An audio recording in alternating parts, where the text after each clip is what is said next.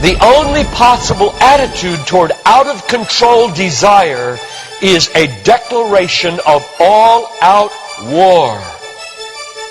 I hear so many Christians murmuring about their imperfections and their failures and their addictions and their shortcomings, and I see so little war.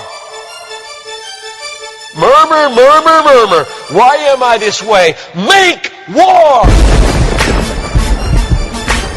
If you wonder how to make war, go to the manual. Don't just bellyache about your failures. Make war! He says, I'm continuing the quote, there is something about war that sharpens the senses. You hear a twig snap or rustling of the leaves and you are in attack mode. Someone coughs and you are ready to pull the trigger. Even after days of little or no sleep, war keeps us vigilant. There is a mean, violent streak to the true Christian life. So now let's very carefully ask, violence against whom? Or what? Not other people. Not other people. Not other people. Not Muslims. Not Hindus. Not Buddhists. Not atheists. Not secularists. Not nominal Christians. Not wives or husband or children or ornery bosses. But on every impulse in our soul to be violent to other people. Violence, a mean streak in Christianity, against our own selves. And all in us that would make peace with sin and a settling in peacetime mindset. We make war on that in us. It's a violence against all lust in ourselves, all enslaving desires for food, caffeine, sugar, chocolate, alcohol, pornography, money, the praise of man, approval of others, power, fame. This is our enemy. This is where we make war.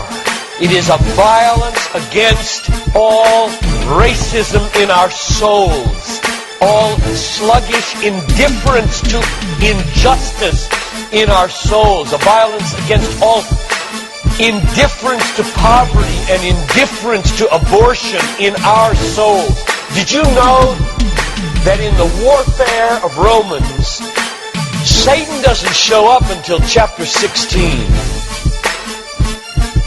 We tend to think of spiritual warfare as this little thing where you find some way to pray or some way to lay hands on or some way to do a Satan thing.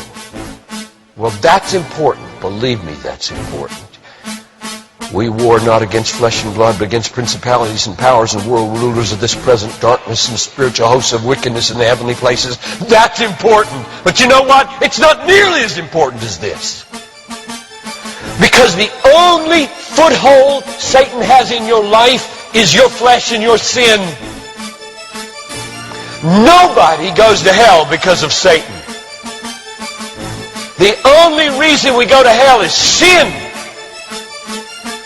Much more important than fighting Satan is fighting sin. This warfare in verse 13 is vastly more important than figuring Satan out. Get that. My biggest enemy is not Satan. My biggest enemy is John Piper. And he's the only reason I'll go to hell, not Satan. Satan, you don't have nearly that kind of power. And therefore, I really care about us learning how to do this battle.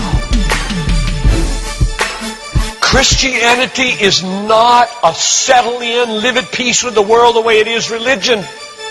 Like most Christians live their daily lives. Verse 13. If by the Spirit you kill.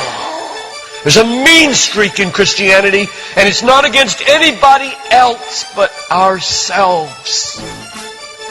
In fact, it's against the meanness of ourselves against other people.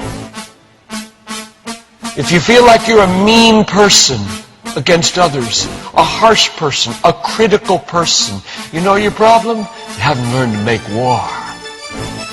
You haven't learned to be mean. You haven't learned to get violent against your violence, against your meanness, against your critical spirit.